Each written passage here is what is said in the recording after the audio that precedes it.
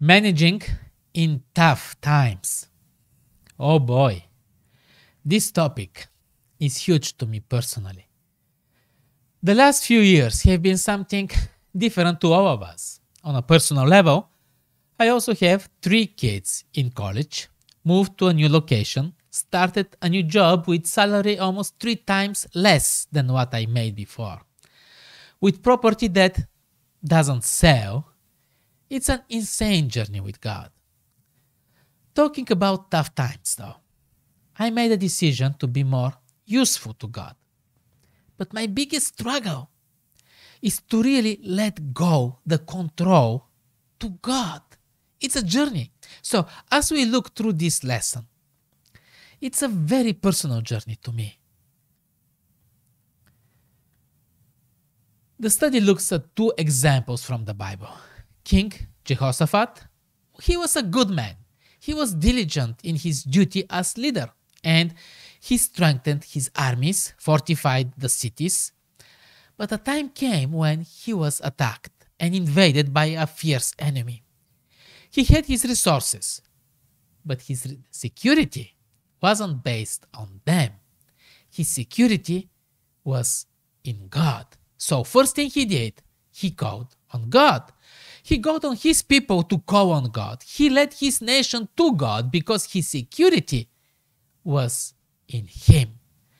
And God assured him that this battle, it's not Jehoshaphat's battle.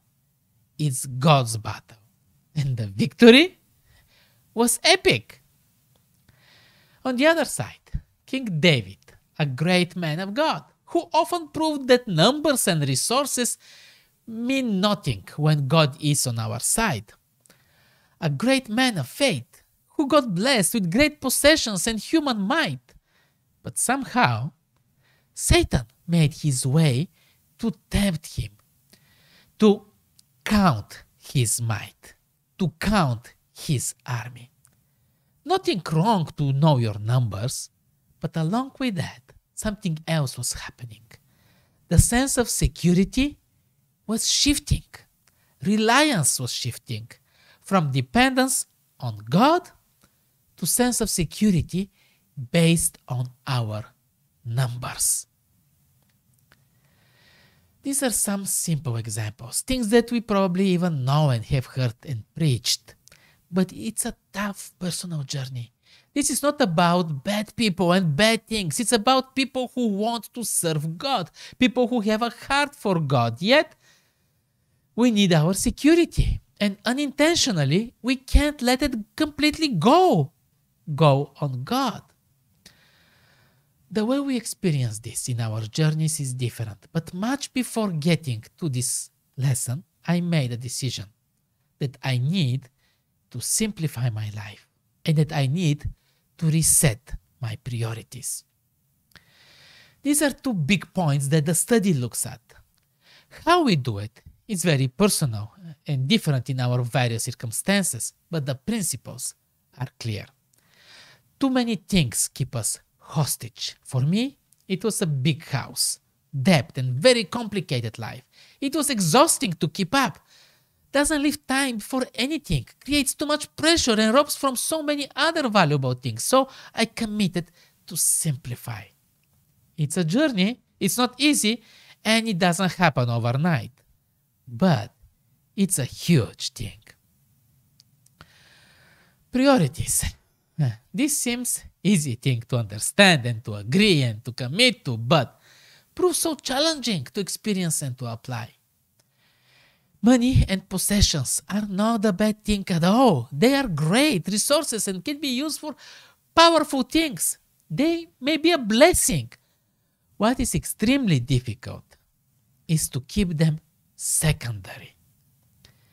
Jesus said actually that it's impossible, not difficult, impossible to serve 2 masters. There is no way to love God and love money.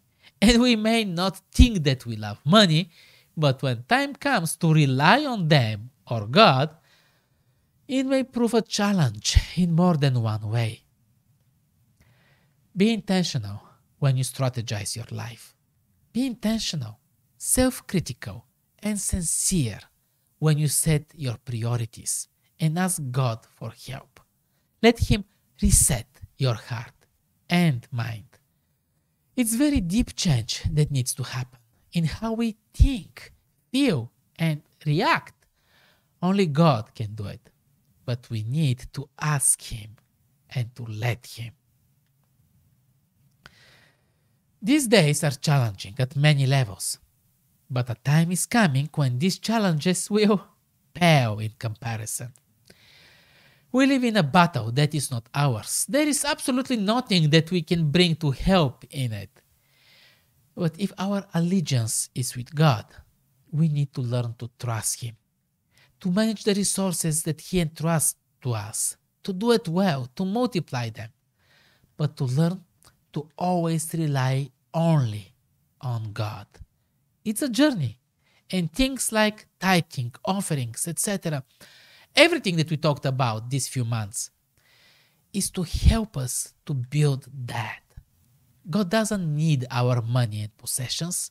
We need these practices to help us develop healthy relationship with God and with our blessings. How can I put all this in one tweet? #lesson-in-1. Being a good manager of blessings without developing reliance on possessions is a challenge. Simplify your life, reset priorities, and build a relationship with God that matters and lasts. We will wrap up this study next week with rewards of faithfulness.